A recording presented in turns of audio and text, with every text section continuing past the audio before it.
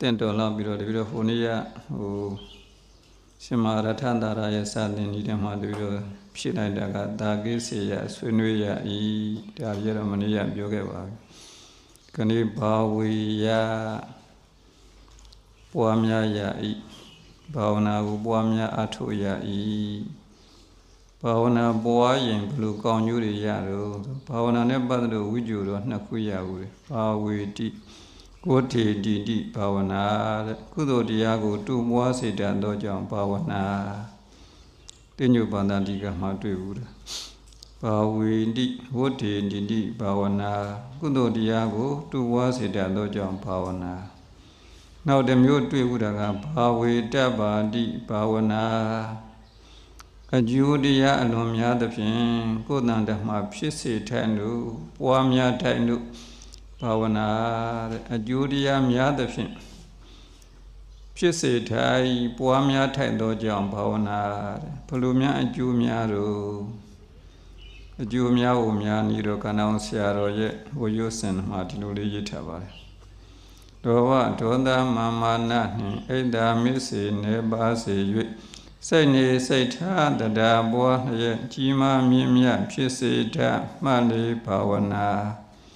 လောဘဒေါသမာမာနနှင့်ဣဒ္ဓမိစေနေပါစေ၍စိတ်နေစိတ်ထားတရားပွားလျက်ကြီးမားမြင့်မြတ်ဖြစ်စေတတ်မှလေဘာဝနာဘာဝနာတော့သမထဘာဝနာဝိပဿနာဘာဝနာဟုတ်လားသမထဘာဝနာခုံတော်ပွားတယ်ဘုရားနုတ္တိဘာဝနာကိုပွားတယ်ဘယ်လိုကောင်းကျိုးတွေရလို့ဆိုဗုဒ္ဓနုတ္တိဘာဝနာပွားရင်ရနိုင်တဲ့အကျိုးတွေအများရှိပါတယ်တူတူကတော့ဘာဝေဟိဗုဒ္ဓနုတ္တိဘာဝနာနမနုတရံဣမန္တတေဘာဝရိတ်တဝါပုရိတ်တတိမာနတံ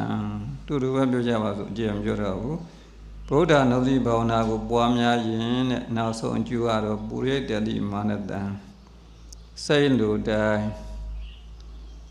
စိတ်ဆန္ဒရှိတဲ့တိုင်းပြည့်စုံနိုင်ပါတယ်တဲ့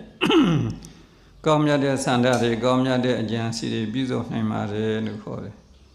တကယ်ယုံကြည်ကြည်ပွားရင်လည်းတကယ်ပြည့်စုံနိုင်တဲ့သဘောရှိတယ်အဲ့တော့ထူးအဖြစ်တော့ဒီဗုဒ္ဓနုတ္တိဘာဝနာပွားရင်